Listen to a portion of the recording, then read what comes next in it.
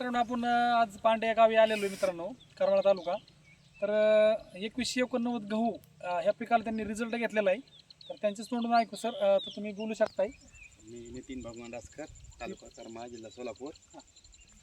तर बघा मित्रांनो, त्यांनी गव्हाच्या पिकाला काय रिझल्ट घेतला आहे, कुठलं कुठं पुढं वापरलं सर तुम्ही त्याला.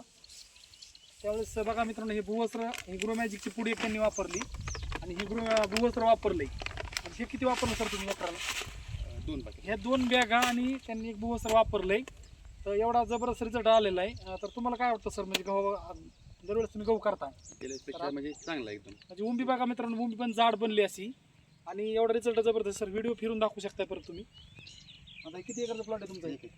1 एकर. दरवर्षी आता किती गहू होतो तुम्हाला याच्यामध्ये? 35 कट्टे होते. बरोबर. बघा मित्रांनो, एवढा जबरदस्त रिझल्ट आलेला आहे त्यांना. तर त्यांना प्रोडक्ट हे कुणी दिलं होतं? तर कुणी दिलं सर तुम्हाला प्रोडक्ट?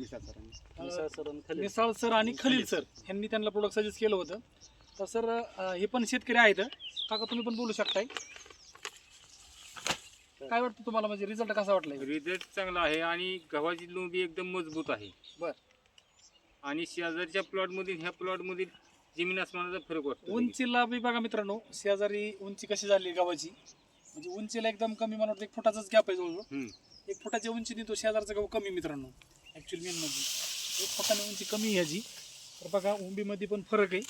ह्याची उंबी आणि ह्याची उंबी बघा कशी आहे मित्रांनो.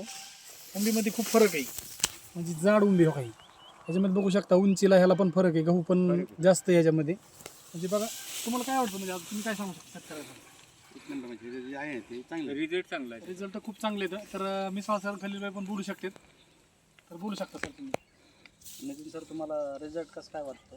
एकदम म्हणजे चांगला तुम्ही result आहे. शेतकऱ्यांना की काय सल्ला देऊ शकता? प्रत्येकाने आता हे म्हणजे आपल्या गहू पेरताना ह्याचा वापर करावा. तुम्ही समाधानी म्हणावं. समाधानी आहे. समाधानी म्हणण्यापेक्षा ऍक्च्युली मित्रांनो, समाधानी शेतकरी, प्रत्येक शेतकरी समाधानी असतो. त्याच्या मागचं काय कारण आहे की ऍक्च्युली उत्पन्न वाढलं पाहिजे शेतकऱ्याचं मेन म्हणजे. आणि जर जैविक आपण सगळ्यांनी मिळून जर पिकवलं, 100% आपला शेतकरी पण समाधानी होणार आहे. तर बाकीचं काय नाही. थँक्यू. जय हिंद, जय महाराष्ट्र.